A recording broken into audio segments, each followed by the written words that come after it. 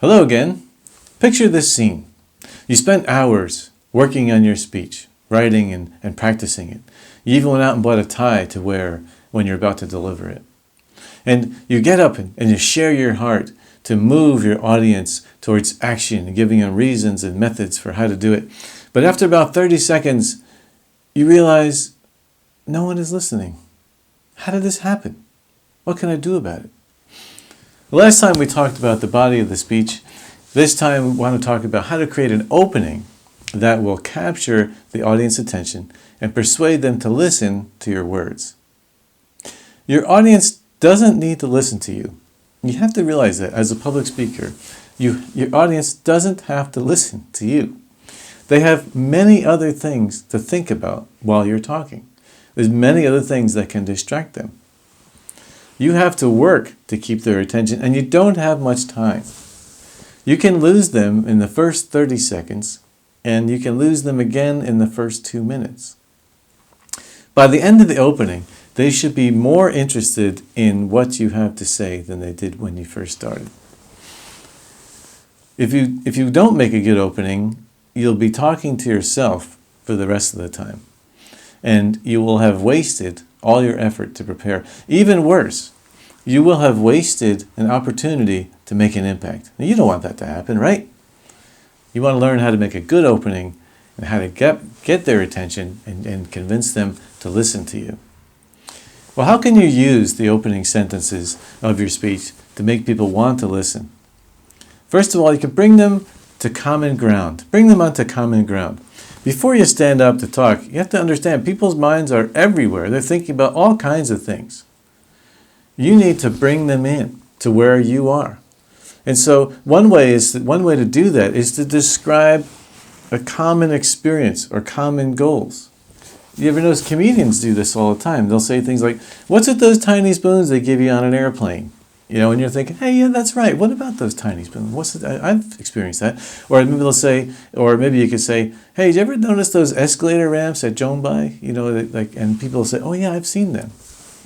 Or start to talk about. You can start by talking about popular movies or songs, or books. That is another way to build common ground. For example, you might say, in the movie Titanic, there's that scene where the boat is sinking, but all the people are on deck, they're dancing and singing. They don't understand that their boat is about to sink. And that's something that many people have seen, and it can get your attention. Or you might say, have you ever seen the movie Elf? What is the best way to spread Christmas cheer? And that gets people, oh, I know that, and it draws people in. That's common ground. Another way to attract them to listen is by building tension. Now you have them on common ground, you want to build some tension, or stoke their curiosity. Every good story has tension. Tension creates interest. Can you think of a good book or a good movie that doesn't have any tension? It probably wasn't a very good book if there wasn't a good tension, a good challenge to overcome. Tension or curiosity really is the secret sauce to grabbing people's attention and wanting them to listen. To create tension, you could briefly describe a problem. Help them see what's at stake if we don't do something about this. Or ask a question that doesn't have an easy answer, that makes people think for a minute. Well, here's some examples of some openings that I like. I saw a TED Talk that started, the very first thing the guy said, the first thing he said, "I have the answer to a question we've all asked. The question is, why does the letter X represent the unknown?" That's a good question. A lot of people have asked that. Why is that? Why is X used for that? One time I opened a sermon by describing a fire in a factory that made fire extinguishers. The whole place burned down because all of this factory makes fire extinguishers. They had no way to put out their own fire. And that, of course, you want to make sure that it's relevant to the topic. So that was a sermon that was about behaving the way we say we believe. Another one from an opening sentence from a sermon was, first thing, I walked up to the podium, the first thing I said was, "What would you do if you heard that Martians were invading New Jersey?" and I talked about the H.G. Wells, so Orson Welles' production of H.G. Wells' War of the Worlds that was on the radio in New Jersey many years ago, and it created tremendous fear because people didn't realize it was just a movie, just a reading from a book. And at the end, or another way is to have a challenge question. At the end of the speech today, I'm going to ask each one of you to make a decision. And that sets an expectation and builds tension. What decision? Am I going to agree? You need to know. It draws people in. Now here are some examples of bad openings. You may be tempted to apologize. Well, I didn't really have time to prepare my speech. I'm not really feeling very well. I was up late last night. Or, oh, I got stuck in traffic and I broke my iPhone case and blah, blah, blah, blah. It's just distracting, and that doesn't help. I mean, don't forget, you're using the opening to sell them on the idea of listening to you. You know, and if you're going to stand up and say that, you know, even though my hair is a mess, my breath smells bad, but I want you to hear what I'm going to say. Who's going to listen to that? You want to convince them. Another thing to avoid is minimizing or trite statements at the beginning of the speech. You know, thank this or that person. Well, it's so good to be here. I really like this podium. It's very nice. Oh, it's very blue. Oh, I like blue. Blue's my favorite color. Oh, very, you know, those kinds of things. It's just it's meaningless banter, and you will lose people immediately as soon as you start talking that way. Now, sometimes cultural context will require you to thank many people or to say certain formulaic expressions, and you have to adjust and things like that in those kinds of contexts. But in other cultures where that's not required to make those kinds of introductory remarks and thanking everyone who's here, especially the famous people in the front, you can just get right into your opening, which is going to attract their attention. So when you've completed your opening, but just before you begin the body of your speech, you also want to ask a connecting question. Connect the opening with the body of the speech and say something like, you know, well, who else struggles with this? You've just talked about a problem. Who else struggles with this? Or who else wants to do better at this? Do you want this? Would you like to know how to be a better athlete? Would you like to know how to stop smoking? Would you like, you know, I can tell you how. Let me tell you how. Let me tell you why it's important.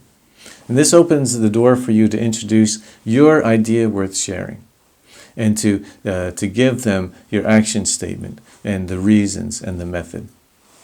So the opening is very important. And just also important is the closing, which comes at the end, after the body, is the closing. By the end of the speech, now you've captured their attention. You've shared your idea worth sharing. You've given them a call to action, and you've given them the reasons, and you've given them the method. It's time to wrap things up. The opening is to draw them in. The closing is to send them out, changed, ready for action. In the opening, you draw them into your speech. During the speech, you're helping to change their thinking. The ending, the closing should send them out, prepared for action. Your goal for the closing is to remind to the audience, briefly, not restate your entire speech, but remind your audience of what your idea worth sharing. You remind them and move them to action. And let them know also, to give them some cues that you're about to stop talking. You want to keep it brief. You definitely don't want to restate the entire message, but you do need to close it and prepare to send them out. Well, how can you do this? How can you use some closing sentences of your speech to send people, prepare people to be sent out? Remind them briefly of the action statement, your reasons, and your method. Make a clear, specific call to action. It's time we each do our part to stop human trafficking. You can be confident as a public speaker. You can improve your performance in your favorite sport. And if your method has multiple steps, maybe give them, emphasize step one. Help them, give them a very clear, specific thing that they can do. And Malcolm Gladwell, in his book Tipping Point, which looks at what things that changes people's behavior, he cites an experiment where there's some college students they're trying to persuade college students to get tetanus shots. And they found that the biggest predictor of behavior change is when they gave them a very specific next step. They give a very simple, tangible explanation of what to do next. So they gave them a map of the campus and schedule of times they can get their shots. Those people who received that were 10 times more likely to get their shot than people who were subject to some other form of persuasion. So if your method has multiple steps, give them a specific next step. What do we do next? What can I do today, tomorrow? Right away, here's what I can do.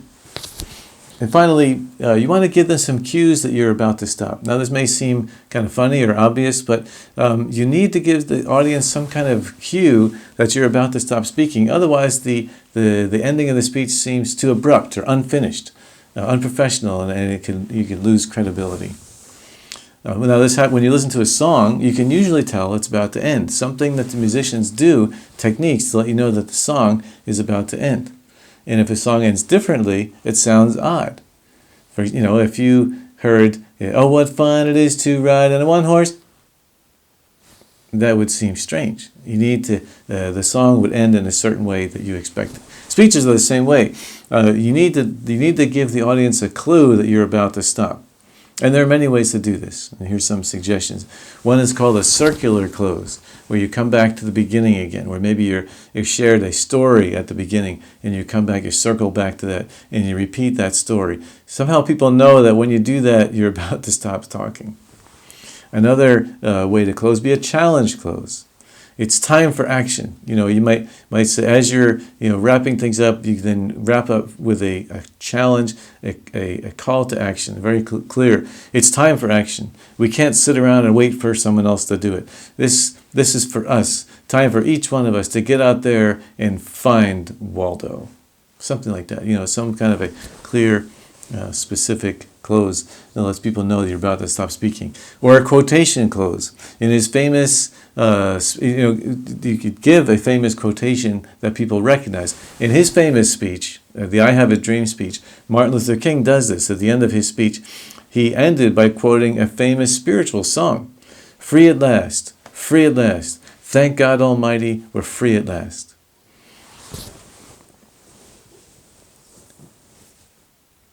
Another aspect of public speaking, it's an important part of the tools of public speaking, is the delivery. Now, what's the difference? Ever think about what's the difference between just reading a report out loud and delivering a speech? What's the difference? It's engagement. Engagement. I have sat through speeches in government meetings where it's it's not really a speech. It's just someone standing up reading a report. And we all have copies of the report in our hands, and we're following along as the person is speaking. Okay, all the information has been conveyed, but there's no engagement. There's no involvement on the part of the listener in what the speaker is saying. You're just sharing your words if you do that. But when you give a speech, you're not just sharing your words, you're sharing you're sharing yourself with the audience. And there's a way that you can deliver the speech that will engage the audience and draw them in. How to do that? What are the tools that you need for delivering your speech? You ever notice those guys, the Why My guys, the McDonald's delivery guys, or some other people delivering food? They have tools for delivery, right? Their tools for delivery are their little scooter, the ones that almost run you over all the time on the sidewalk. The little refroven thing, and one of our students called it that, the refrigerator oven thing on their back, their helmet, their gloves, whatever. They have tools, and of course their phone that they're constantly looking at as they're driving so they know where they're supposed to go.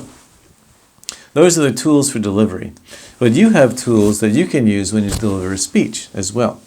And here are some of those tools. There's vocal variation, meaningful gestures, and effective eye contact. Varying your voice is one of the tools that we can use for improving the delivery of our speech. If you vary the speed and volume of your words, you can make your speech nicer to listen to, like music.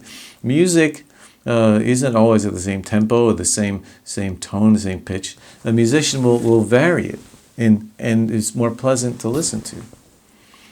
It also makes your speech more effective, because by changing the volume and the speed with which you speak, you can convey a different meaning, a different feeling. The emotion of your words is different. If you speak loudly and slowly, it has a different feeling than if you speak softly and quickly.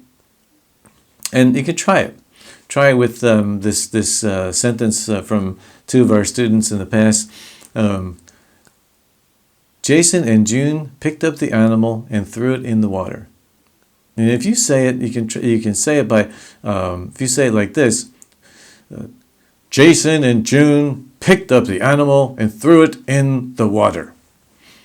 Or Jason and June, they picked up the animal and they threw it in the water. So there's a different emotion that you convey when you say it in a different way. So you can emphasize your point, you can emphasize the emotion you want to convey by changing the volume and the speed of your words. Another thing you can do is, if you want to emphasize a point, you could follow loud words with soft ones. If you want to lose weight, if you want to be healthy, if you want to live longer, you have to eat your vegetables. By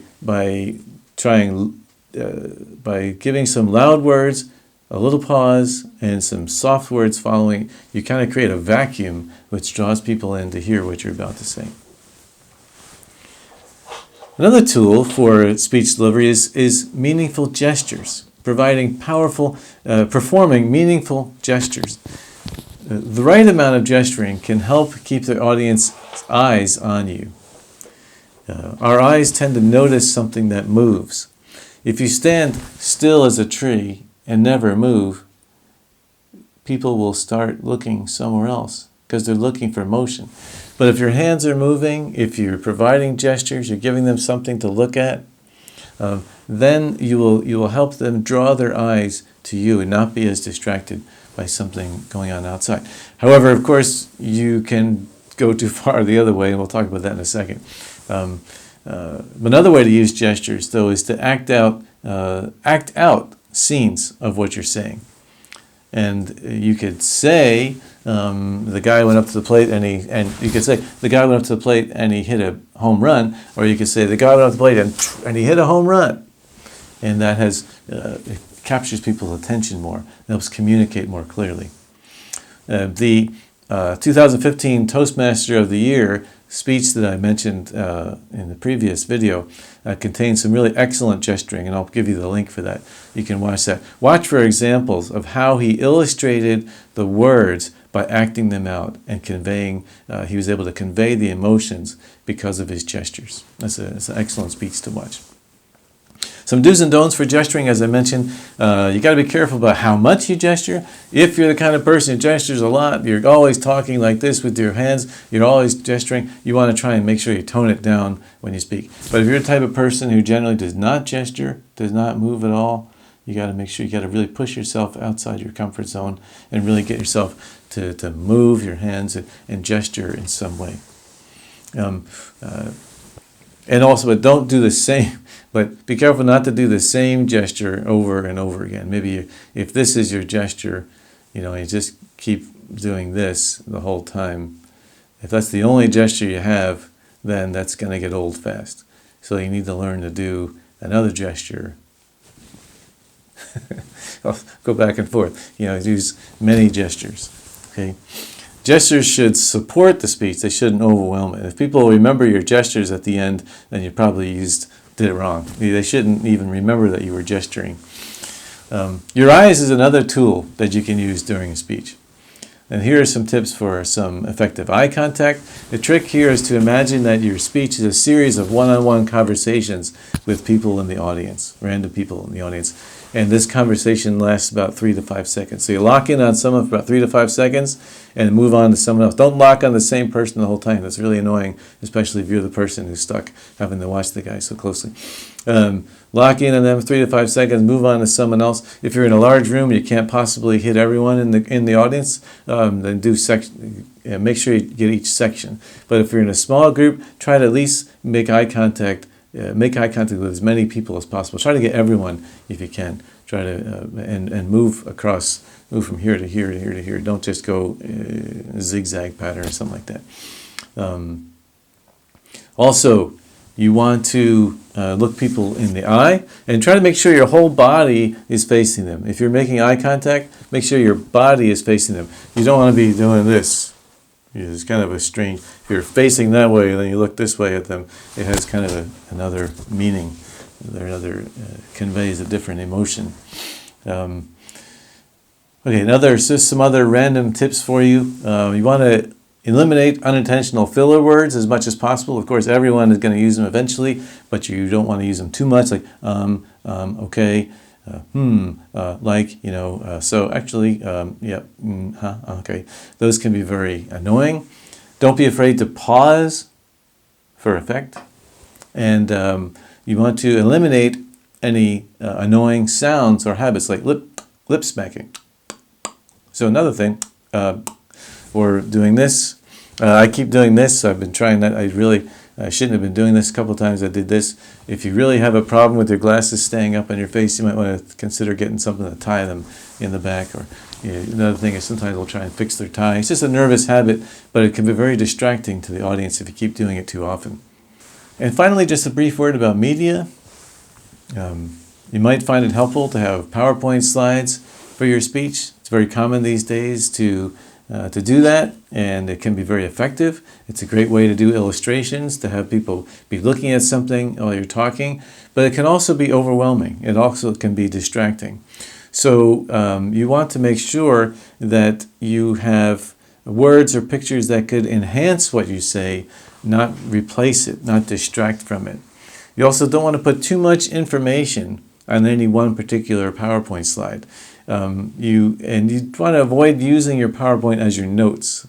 Your PowerPoint is for the audience, to enhance the speech for the audience. It's not for you to remember what you're trying to say.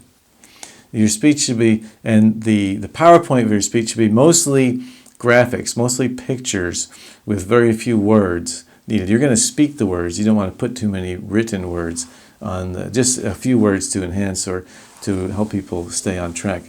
Also, be careful if your PowerPoint is behind you, if the screen is behind you, be careful not to keep looking back. Again, if you're using the PowerPoint as your notes, you might be commonly want to think back, look back at the screen. Now, you might want to do that once at the beginning. Make sure that the PowerPoint is what you think it is. Make sure it's actually running. Okay, that's fair. You want to make sure it's really working, but don't keep looking back at the PowerPoint. And also, if possible, you can try to arrange the speaking situation so that your computer, your iPad is in front of you, so you don't have to keep looking back. Another thing about media, you should always expect it's not going to work. So when you go to give a speech somewhere, whether it's a school or somewhere else, you should always expect that something is not going to work. The sound's not going to work. The connection from your computer to their projector is not going to be right. You always need to be prepared. Try to bring extra cables, extra this, extra that, whatever you can bring that's extra, bring it. But always set it up early as you can, because I can't tell you how many times it's happened to me and happened to students giving speeches where they show up expecting the thing to work and it just doesn't work for whatever reason. There's 1,000 reasons why they don't work, and they're all different, and you're standing there and a bunch of people staring at you while you're trying to figure it out. Is not a good way to start your speech, trying to figure out how to turn on the PowerPoint. So always try your best to get there early, get it set up. So I started these sessions by asking you if you want to become a more confident public speaker. And most of us don't like public speaking because it makes us too nervous. But I found in my own experience that the better prepared I am, the more excited I get about wanting to speak, wanting to motivate my audience to action, helping them to do something they want to do, or persuading them to do something that really will be better for them and for the community for them to do. And it's important. Public speaking is important because very often, in order to make an impact on our society and our school or company, we need to stand up in front of a group of people and say something. I hope that by learning this method that I shared in these discussions, that gives you confidence so that when you are faced with the opportunity to speak in front of a group of people, you are able to do it. Stand up there, use your voice, and change someone's life.